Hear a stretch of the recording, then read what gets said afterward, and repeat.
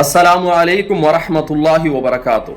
సోదరులారా, గత కొంతకాలంగా కొన్ని యూట్యూబ్ ఛానళ్ళు, అందులోని కొందరు వ్యక్తులు ఇస్లాం ధర్మం పైన విషం చిమ్మేటటువంటి ప్రయత్నం ముమ్మరంగా చేస్తున్నారు. అందులోని భాగంగా ఖురాన్లోని కొన్ని వాక్యాలను వక్రీకరిస్తూ, చూడండి ఇది మన గురించే చెబుతున్నారు అనేటటువంటి దుష్ప్రచారాన్ని ముమ్మరంగా చేస్తున్నారు.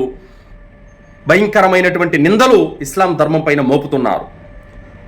ఏమంటున్నారంటే, ఖురాన్లో ముస్లిములు కాని వారందరినీ చంపేయండి అని ఉంది అంటున్నారు. సోదరులారా, దీని గురించి ప్రతి ఒక్కరూ వాస్తవం తెలుసుకోవాల్సినటువంటి అవసరం ఎంతైనా ఉంది. ఎందుకంటే వాస్తవం తెలియని కారణం చేత దుష్ప్రచారకులు చేసేటటువంటి వాటిని నిజమని నమ్మేటటువంటి ప్రమాదం ఉంది. వాస్తవానికి ఖురాన్ గ్రంథంలో సూర తౌబా 9వ అధ్యాయంలో 5-6 వాక్యాలను చదివి చూశారా, ఇది మన గురించే చెప్పబడింది అన్నటువంటి దుష్ప్రచారం చేస్తున్నారు.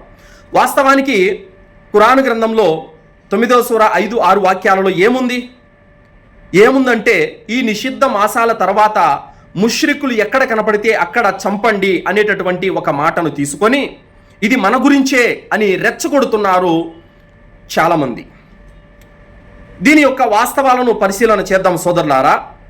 ఈ వీడియోలో నేను కింద ఖురాన్ వాక్యాలను పెట్టాను, మీరు కూడా చదవండి. ఏమంటున్నాడు అల్లా దీంట్లో, మరి నిషిద్ధ గౌరవప్రదమైన మాసాలు గడిచిపోగానే ముష్రిక్కులను ఎక్కడ కనబడితే అక్కడ చంపేయండి, వారిని నిర్బంధించండి, వారిని ముట్టడించండి, ప్రతి మాటు వద్ద వారి కొరకు పొంచి కూర్చోండి.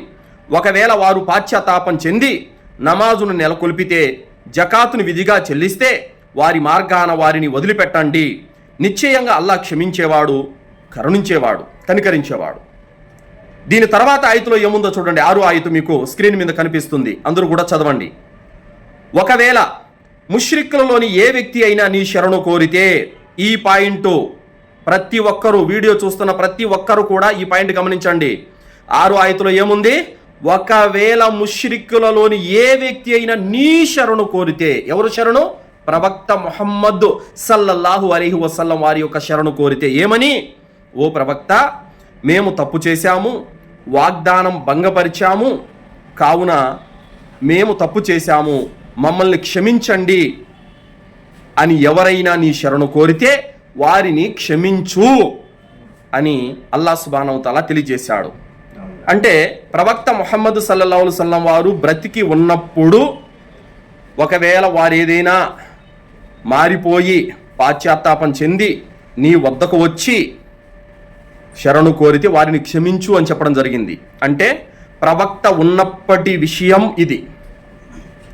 అయితే ఏ ముష్రిక్కులను అక్కడ చంపమని చెప్పింది?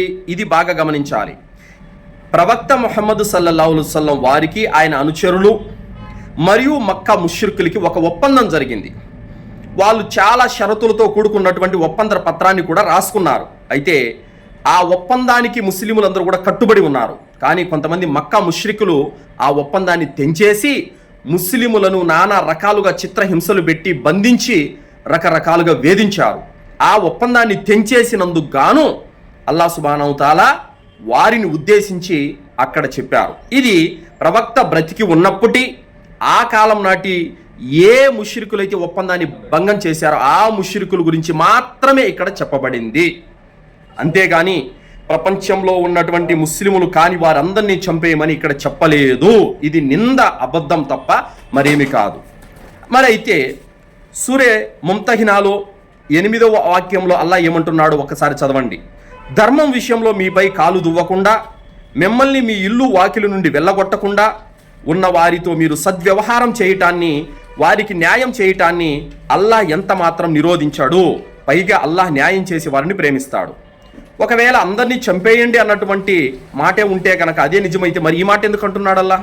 ధర్మం విషయంలో మీపై కాలు దువ్వకుండా, మిమ్మల్ని ఇల్లు వాకిలి నుండి వెళ్ళగొట్టకుండా ఉండే వారితో సద్వ్యవహారం చేయండి అని అల్లాహ్ ఎందుకు చెప్తున్నాడు ఈ మాట? ధర్మం పైన కాలు దువ్వేది ఎవరు? ముస్లిములు కానివారే కదా. మరి వారితో సద్వ్యవహారం చేయమని, న్యాయం చేయమని అల్లాహ్ ఎందుకు అంటున్నాడు?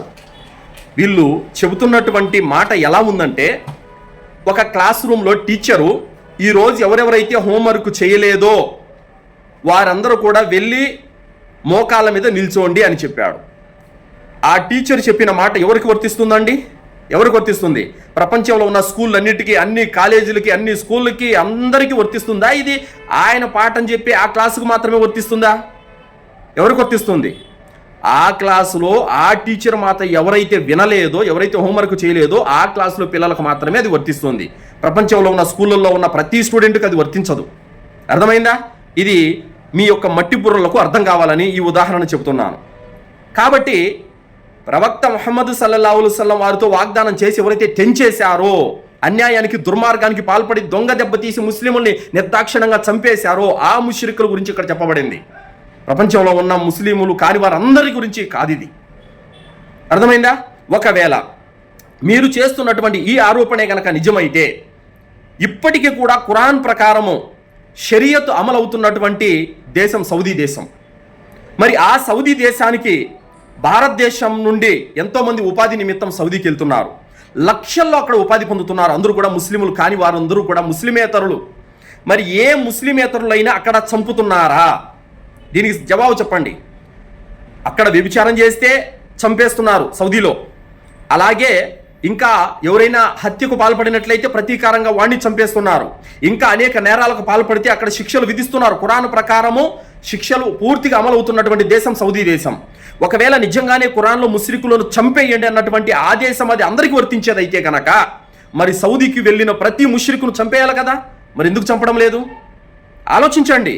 Kuwait, Saudi, Dubai, Qatar, Oman, Yemen, ఎన్ని దేశాలకు లక్షల్లో ముస్లింలు కాని వారు ఎంతమంది ఉపాధికి నిమిత్తం వెళ్తున్నారు? మరి ఆ ముష్రికులు అందరిని చంపేస్తున్నారా? ఖురాన్ను ముస్లింలు ఆచరిస్తారు. ఖురాన్లో ఉన్న ఆదేశాలు అన్నిటినీ పాటిస్తారు. నమాజ్ చేయమని అల్లాహ్ చెప్తే నమాజ్ చేస్తున్నాడు. కుర్బానీ ఇమ్మంటే కుర్బానీ ఇస్తున్నారు. అలాగే ఇంకా ఎన్నో ఆదేశాలను ముస్లింలు అమలు చేస్తున్నారు.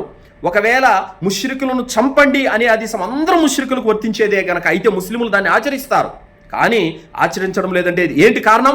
అది ఆ కాలపు ఎవరైతే వాగ్దానాన్ని తెంచేశారో వారికి సంబంధించిన యొక్క ఆజ్ఞ మాత్రమే, అది అందరికి సంబంధించింది కాదు. ముష్రిక్కులతో సద్వ్యవహారం చేయమని అల్లాహ్ చెప్పాడు. ఎవరైతే ముస్లిములు కాని వారు ఉన్నారో వాళ్ళతో సద్వ్యవహారం చేయండి, న్యాయంగా ఉండండి అని అల్లాహ్ చెప్పాడు. కాబట్టి ఏదైతే ముష్రికులందరినీ చంపేయమంటున్నారు అన్నటువంటి మాట ఏదైతే ఉందో, ముస్లిములు కాని వారందరినీ చంపేయండి అనే 114 సూరాల్లో ఒక్క ఆయతు కూడా లేదు. కాబట్టి అక్కడ ఆ కాలం నాటి ముస్లిములకు మాత్రమే సంబంధించిన ఆజ్ఞ ఇది. కావున కొంతమంది ఇస్లాం ధర్మం పైన ఏదో ఒక విధంగా బురద చల్లాలి, ఇస్లాంను రూపుమాపాలన్నటువంటి కుట్రలతో, కక్షలతో చాలామంది భయంకరమైనటువంటి దుష్ప్రచారాలు చేస్తున్నారు. అలాంటి దుర్మార్గుల మాటలు వినకండి. ఖురాన్లో ఎక్కడ కూడా పలానా మతం వారిని చంపేయండి అని ఎక్కడ కూడా లేదు. కావున సోదరులారా, ఇలాంటి వారు ఏదో ఒక విధంగా తమ యొక్క యూట్యూబ్ ఛానల్ రేటింగ్ పెంచుకోవడానికి మతాల మీద దుష్ప్రచారం చేయడము లాంటి పనులు చేస్తున్నారు. వాస్తవానికి ఈ భూమండలం మీద ఎన్ని మతాల వారైతే ఉన్నారో వాళ్ళందరూ కూడా ఒకే అమ్మా నాన్న ద్వారా పుట్టినటువంటి సంతానం. మీరంతా అన్నదమ్ములని ముఖ్యమైనటువంటి అతి ఉత్తమమైనటువంటి బోధన చేసినటువంటి మొట్టమొదటి గ్రంథం ఖురాన్ గ్రంథం. కాబట్టి చాలామంది కులాలు, మతాలు, వర్గాలు, వర్ణాలు, వైషమ్యాలని విడిపోతున్నారు. కానీ ఖురాన్ ఏమంటుంది? మీరందరూ కూడా ఒకే అమ్మా నాన్నకు పుట్టిన బిడ్డలు, మీరంతా కలిసిమెలిసి ఉండండి అని ఇస్లాం ధర్మం చెబుతుంది. కావున ముష్రిక్కులను చంపండి అని అంటే మా మతం వారిని చంపండి అని ఖురాన్ అంటుంది అన్నటువంటి మాట ఎవరైతే చెబుతున్నారో వారు పచ్చి అబద్ధం ఆడుతున్నారు, దుష్ప్రచారం తప్ప మరేమీ కాదు సోదరులారా. కావున ఇలాంటి అపోహలను, దుష్ప్రచారాలను ఎవరు కూడా నమ్మకండి. అస్సలాము అలైకుం వరహ్మతుల్లాహి వబరకాతు.